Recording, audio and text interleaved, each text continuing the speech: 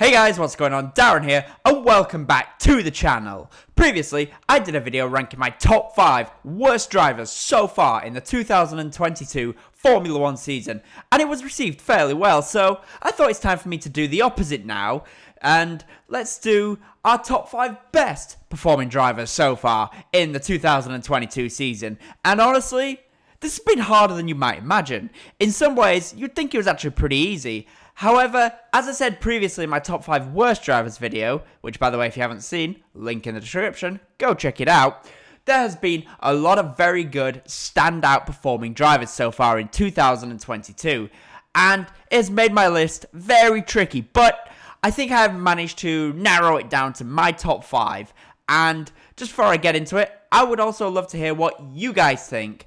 What is your top 5 drivers so far this season? So, as always, please do drop a comment down below. Let me know who's been your top 5 drivers so far this season. And of course, as always, drop a like and subscribe if you have not already done so for more F1 content. Now, let's get into my top 5 drivers with first, the driver who is in 5th place for me. And really, this driver has, at least compared to his teammate, had an incredible season. And that is McLaren's British driver, Lando Norris. As I mentioned previously in my top 5 worst drivers when I was talking about Daniel Ricciardo, Lando has managed to absolutely be on top of his teammate Ricciardo in both qualifying and the races. It did seem like Ricciardo was getting closer to Lando in qualifying recently, and also in some races he has been putting in some slightly better performances. However, Lando overall has been head and shoulders above his Australian teammates. In qualifying, it is as of right now 11-2 in Lando's favour, and honestly, that's not even the worst part. On average, the pace gap between these two drivers is approximately 0.584 seconds, which in Formula 1 terms is literally a gulf. It is the gap from the top to the bottom of the midfield, and that's really been the story of this season. Lando has been at the top of the midfield, whereas Ricciardo has been struggling down at the bottom of the midfield. And in the races as well, it's not even much better. In the races, it is 10-3 in Norris's favour. And take into consideration that this includes when one driver's had a DNF. So, for example, Norris was ahead of Ricciardo also in Miami when he retired after having a collision with Pierre Gasly. So, yeah, it has been domination in Lando Norris's favour. And in the points, Lando currently has 76 points, whereas Daniel Ricciardo has only 19 points. This is despite the fact that McLaren is probably the 4th fastest car in the field. So, yeah, it has been complete domination by Lando Norris. And also, Lando is the only driver who does not drive for Mercedes, Red Bull, or Ferrari to actually score a podium so far this season. And so for me, that is why Lando Norris is ranked in my top 5 and is in P5 so far for this season. Next up in P4 is someone that you and also to an extent myself find to be an incredibly controversial choice to actually be this low down given the season that they have had. But in my 4th place is the man that is currently in 2nd place in the Drivers' Championship. Yep, the man in 4th for me is Charles Leclerc. And this is pretty surprising. And to some extent, a lot of the issues have not been his fault at all. But it is difficult to base him any higher due to the fact that the top 3 have been performing at an especially high rate during the last 5 or 6 races. Whereas, yes, Ferrari have made a ridiculous number of errors, but Charles himself has been a little bit more error prone. Now, the reason for this error prone might be due to the fact that he is having to push harder due to Ferrari's incompetence on the strategy front, which, by the way, I do truly believe has cost both Ferrari and Charles Leclerc both championships this season, despite the fact that they have the fastest car, but that is just my opinion. But Charles himself has had a lot of very impressive performances, and in general, he has been much better than his teammate Carlos Sainz, especially over race distances. You got to look at the previous races. You know, he was faster in pretty much every single race so far this season.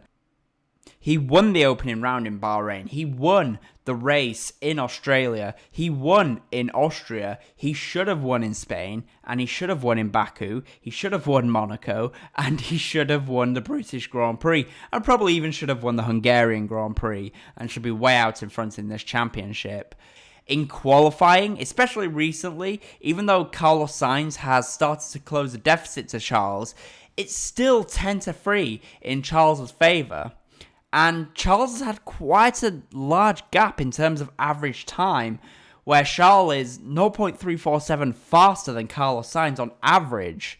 In the races, it is currently 6 apiece. However, due to Ferrari's lottery when it comes to reliability and also strategy, it does make things look a little worse for Leclerc. As I said before, for example, in Monaco, Silverstone and Hungary being the notable moments where Ferrari really did screw Charles Leclerc against Carlos Sainz. And also on top of that, Ferrari has quite literally blown away race wins in Spain and Azerbaijan. Overall, Ferrari has cost Charles Leclerc quite possibly about 80 to 90 points. On the other hand, though, Charles Leclerc has cost himself 35 points, roughly, with a spin in Imola and also crashing out of the French Grand Prix. And these critical errors, especially when up against a driver at the level of Max Verstappen, is something that they just can't be making, both at Ferrari and also Leclerc. And because of this, that is why Charles Leclerc, for me, is only in 4th place and not higher up, despite the fact that is quite painful for me to say.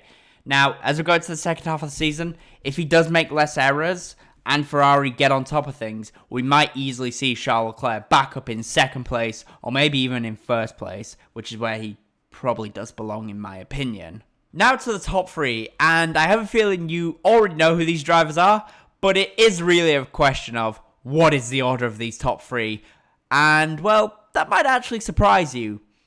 Or it might not. I honestly don't really know because I can't read your minds. But I would like to say, just before I get into the top 3, if you have enjoyed this video so far, please do drop a like. And if you haven't already, of course, subscribe to the channel for more F1 content.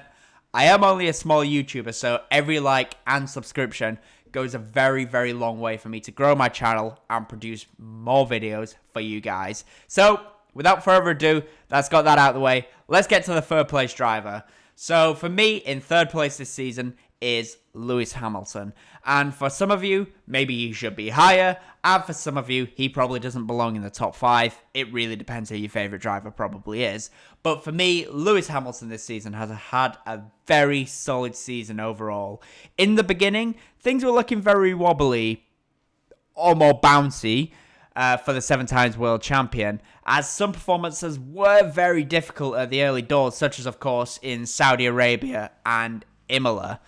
Baku, of course, was another race where it was very challenging for Lewis, and he did struggle. However, in some ways, that was a changing point, because after that back-breaking performance, the Mercedes and Lewis's performance has well and truly raised up to another level. And with him raising that performance, that is why I've put Lewis in 3rd place. A stat that I personally find really insane is that Lewis at this point of the season now has more podiums than Charles Leclerc. That is despite the fact that Leclerc has spent the season in a much faster car overall. Against his teammate in qualifying, Lewis is currently losing 7-6. So in a way, there's not really anything between the two drivers, and time-wise, it's something like 0.05 seconds between the two. In the races, Lewis is also behind 7-6. However, overall, he does have one more podium than teammate George Russell, and has had a podium in the last 5 consecutive races, showing an incredible form of consistency and an incredible turn of pace. He even had the pace to potentially win the last race in Hungary, so it will be incredible to see how he performs in the second half of the season, when the season starts back, of course, in Spa, now that it does seem Mercedes are on top of their car. Now to the driver in 2nd place, and it has to be his teammate, George Russell. Russell's debut season for Mercedes could not have gone any better, given that the car they have been equipped with all season long. He is currently in the standings ahead of one of the Ferraris in Carlos Sainz, and is also ahead of his teammate Lewis Hamilton. As I mentioned with Lewis, Russell is currently ahead in qualifying and the races, but I do think now that Mercedes has seemingly found and sorted out their issues, it will be tricky for him to maintain his position against Lewis. But with that being said, he could not have had a better start to his career at Mercedes. And now to the driver who I have ranked in first place. Quite frankly, it couldn't be any other person. There is only one person that comes to mind, and that is, of course, Fernando Alonso. Now, I'm only joking with you guys. Although I would love it for it to be Alonso, it has to be Max Verstappen. And what can I say? Super Max is dominating this 2022 F1 season. And even though the Ferrari is a faster car overall, I can't see that changing in the second half. In Hungary, he had one of his best performances so far in F1, winning the race despite starting in 10th place. He is currently 80 points clear of his closest rival, Charles Leclerc. And against his teammate, he's winning 10-3 in qualifying. And in the races, he's winning 9-3. And it would have been 10-3 if not for what happened in Australia when he broke down. And quite frankly, he has this championship won already. Unless there's a huge change which happens after Spa, which, yeah, I don't see that happening. So for me, Max Verstappen dominating the season, on the podium pretty much every single time he finishes a race. He is on fire this season. That was my list, but what do you guys think? Please do drop a comment down below and let me know. I do read and respond to every single comment. Let me know who has been your top 5 drivers so far this season. And as always, comment, leave a like, and subscribe to the channel for more F1 content. Thank you guys so much for watching, and I'll see you again soon. Bye.